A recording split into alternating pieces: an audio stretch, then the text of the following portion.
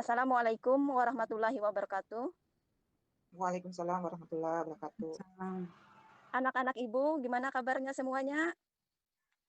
Baik, Bu. Baik, Bu. Alhamdulillah baik semuanya. Nah, sebelum kita mulai pelajaran hari ini, Ibu minta salah satu teman kalian untuk memimpin berdoa. Mimpin, Bu. Ya, Japrisol. Ya. Assalamualaikum warahmatullahi wabarakatuh. Sebelum kita belajar, mari kita berdoa menurut kepercayaannya masing-masing. Mulai kita berdoa. Berdoa selesai.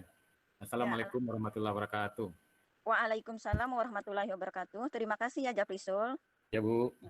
Kita lanjutkan. Hari ini kita materinya akan membahas tentang interaksi sosial atau disebut juga dengan hubungan sosial. Nah, sebelum kita lebih jauh apa itu interaksi sosial, Ibu mau bertanya dulu, ada yang tahu apa itu interaksi sosial? Hubungan timbal balik, Bu. Ada lagi pendapat yang lain? Komunikasi, Bu. Ibu lanjutkan. Nah, sebelum kita membahas interaksi tadi, kita bahas dulu tujuan pembelajaran. Pertama, siswa dapat memahami pengertian hubungan sosial atau interaksi sosial. Kedua, siswa dapat menjelaskan ciri-ciri hubungan sosial. Ketiga, siswa dapat menganalisa syarat-syarat hubungan sosial. Nah, kita jelaskan, interaksi sosial adalah hubungan timbal balik berupa aksi saling mempengaruhi antara individu, antar individu, dan kelompok antar kelompok. Nah, Ibu minta Anakda Fatma untuk membacakan pengertian interaksi sosial menurut para ahli yang pertama. Bu, menurut Gilin, mendefinisikan interaksi sosial sebagai hubungan-hubungan sosial dinamis yang menyangkut hubungan antar individu, Dan menyangkut hubungan antar individu, kelompok atau antar kelompok. Terima kasih, Bu. Terima kasih Anakda Fatma. Selanjutnya Ibu minta anak saya Nili untuk membacakan pengertian interaksi sosial yang kedua. Menurut Kimball Young dan Raymond Wimek, mengartikan interaksi sosial sebagai hubungan sosial antara individu dengan perorangan atau kelompok atau hubungan kelompok dengan kelompok secara dinamis. Terima kasih anak Daneli. Selain pengertian interaksi sosial menurut beberapa ahli, kita lanjutkan. Nah, ciri-ciri interaksi sosial menurut Charles, yang pertama, jumlah lebih dari satu orang. Ibu mau bertanya, kalau satu orang interaksinya jalan tidak? Tidak, Bu. Ya, benar. Yang kedua, terjadi komunikasi antara pelaku melalui kontak sosial. Yang ketiga, memiliki maksud dan tujuan yang jelas. Yang keempat, terdapat dimensi waktu, meliputi masa lalu, masa kini, dan masa depan. Nah, itu ciri-ciri interaksi sosial. Sebelum Ibu lanjutkan ke syarat-syarat interaksi sosial, ada yang ditanyakan dulu sampai di sini? Tidak, Bu. Jelaskah sudah? Alhamdulillah. Alhamdulillah. Kalau sudah jelas, Ibu lanjutkan ke materi berikutnya. Nah, syarat terjadinya interaksi sosial menurut Suarjono Suekanto. Nah, ini interaksi sosial tidak mungkin terjadi tanpa adanya syarat. Yang pertama, kontak sosial. Yang kedua, komunikasi. Nah, kalian lihat gambar berikut. Sudah jelas gambarnya anak-anak? Jelas, Bu. Anak-anak, jelaslah. Jelas, Bu. Jelas. Nah, itu lihat ada kontak sosial primer dan kontak sosial sekunder. Ada yang bisa menjelaskan apa itu kontak sosial primer?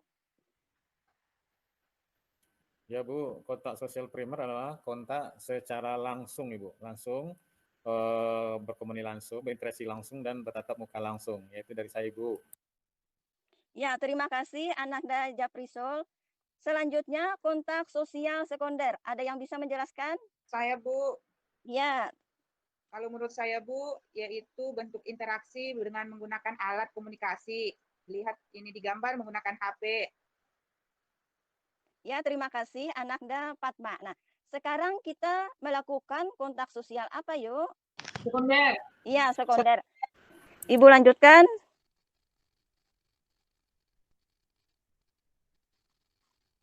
Nah, kontak sosial tadi ada primer, ada sekunder. Selanjutnya kontak sosial ada yang bersifat positif dan ada yang bersifat negatif. Ada yang bisa menjelaskan atau menganalisa dari gambar kedua tersebut? Ya Bu, Ya, silahkan. dari ininya, dari gambar yang dua ini, ada kontak sosial positif dan negatif. Kalau kontak sosial positif, itu contohnya di sini ada karyawan apa itu beramai-ramai ya untuk menanam pohon ya mungkin untuk penghijauan ya dan tujuan untuk kebersamaan loh gitu Bu ya, penghijauan bersamaan dan saling membantu. Ini bisa dibilang dengan kontak sosial positif. Yang gambar kedua ada itu tawuran Bu ya. Tawuran juga bisa kalau kita lihat demonstrasi kemarin Bu kayak di Jakarta, Bekasi ya, semua fasilitas umum pada hancur ya.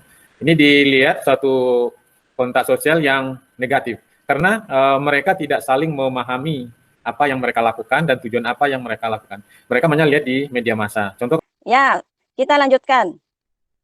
Nah, sekarang syarat yang kedua dari interaksi sosial, yang kedua komunikasi. Komponen komunikasi ada 5. Nah, sebelum Ibu menjelaskan apa itu komponen komunikasi, ada yang bisa membantu Ibu untuk menjelaskan apa itu komunikasi.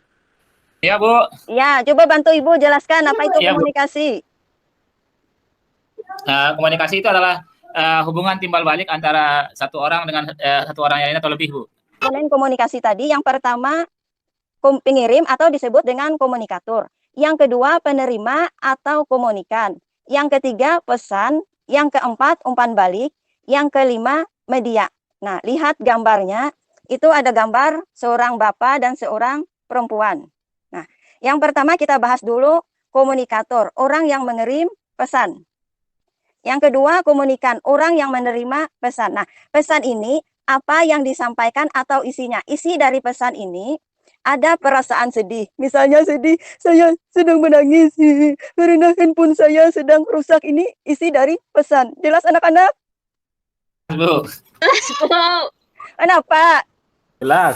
Ini pesan yang sedih karena ibu gurunya menceritakan handphonenya sedang rusak. Nah, selanjutnya pesan itu juga berisi pesan yang membahagiakan. Ada yang membantu ibu untuk mengucapkan gimana pesan yang membahagiakan? Misalnya ini Bu, misalnya kita lewat WA mengirim bunga yang berhamburan, itu berarti kita bahagia, berarti kan? Atau mengirimkan tease smile gitu atau senyum yang lebar, berarti kita bahagia itu Bu. Itu lewat simbol pesannya Bu. Ya, terima kasih anak Nda Adit membantu Ibu. Ya, Ibu lanjutkan masalah pesan selanjutnya umpan balik. Nah, setelah kita menerima pesan, apa umpan balik yang kita rasakan? Nah, seperti Ibu sebutkan tadi, bisa kita merasakan bahagia, sedih, dan marah. Nah, selanjutnya dalam komponen komunikasi yang kelima media atau alat yang kita gunakan dalam berkomunikasi. Nah, coba anak Nda Ella berikan contoh dari media. Apa contohnya? HP, Bu. Ya, ada lagi? Laptop, Bu. HP, laptop. Apa lagi? Apa ya? Menggunakan orang ketiga. Apa? Menggunakan orang ketiga. Menggunakan orang ketiga. Nah, Ibu mau bertanya, kalau menggunakan orang ketiga itu masuk kontak sosial primer atau sekunder? Sekunder, Bu. Sekunder, Bu.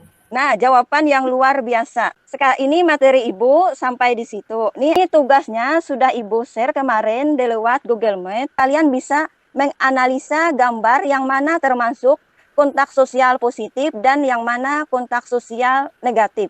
Nah, sebelum Ibu menutup pertemuan hari ini, kita melakukan refleksi terlebih dahulu. Nah, kita simpulkan bersama. Yang pertama tadi kita membahas tentang pengertian interaksi sosial. Interaksi sosial adalah hubungan timbal balik yang terjadi antara satu individu dengan individu, individu dengan kelompok, kelompok dengan kelompok. Nah, selanjutnya syarat terjadinya interaksi sosial. Syaratnya ada 2, kontak sosial dan komunikasi. Nah, yang ketiga masalah ciri-ciri interaksi sosial. Pertemuan kita hari ini sampai di sini. Minggu depan kita akan membahas tentang faktor-faktor pendukung terjadinya interaksi sosial. Jangan lupa tugas yang kalian kerjakan nanti di-share lewat Google Classroom. Ibu akhiri pertemuan hari ini. Ibu minta anak Nda Adit untuk memimpin berdoa. Kalau Adi nggak ada, saya aja deh Bu. Ya, terima kasih Japrisul. Silakan. Kepada teman-teman, sebelum kita menutup pelajaran, marilah kita berdoa untuk berdoa sesuai dengan kepercayaan masing-masing. Kita mulai. Berdoa selesai. Ya, Assalamualaikum Ibu. Waalaikumsalam. Terima kasih anak Daja Prisol. Sampai jumpa anak-anak Ibu untuk pertemuan berikutnya. Ya Bu. Assalamualaikum.